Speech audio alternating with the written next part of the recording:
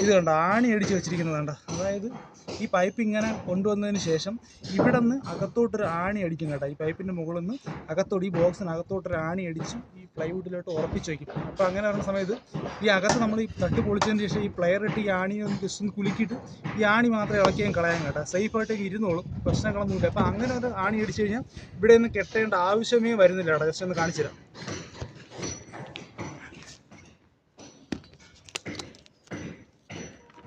ഇവിടെ കണ്ട ഈ ഒരു ആണി അടിച്ച് വെച്ചിരിക്കുന്നുണ്ട്. ഈ ആണി എന്ന് പറയുന്നത് ബോക്സിനകത്തോട്ടാണ് അടിച്ച് വെച്ചിരിക്കുന്നത്. അപ്പം രണ്ടാമത് കെട്ടേണ്ട ഒരു ആവശ്യം വരുന്നില്ല.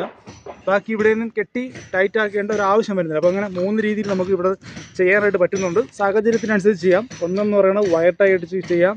രണ്ടാമതെന്ന് പറയുന്നത് നമുക്ക് ഇതുപോലെ സ്റ്റീൽ കെട്ടി വയ്ക്കാം. മൂന്നാമതെന്ന് പറയുന്നത് നമുക്ക് എന്താണ് ഇതുപോലെ ആണി അടിച്ച് വയ്ക്കാം. അങ്ങനെ 3 രീതിയിലാണ് ഇപ്പോൾ ഇവിടെ സൗദിയിൽ നമ്മുടെ കമ്പനിയിൽ ചെയ്യുന്നുണ്ട്. എല്ലാ കമ്പനിയിലും അങ്ങനെയാണെന്ന് പറയുന്നില്ല. നമ്മുടെ കമ്പനിയിൽ ഈ 3 രീതിയിലാണ്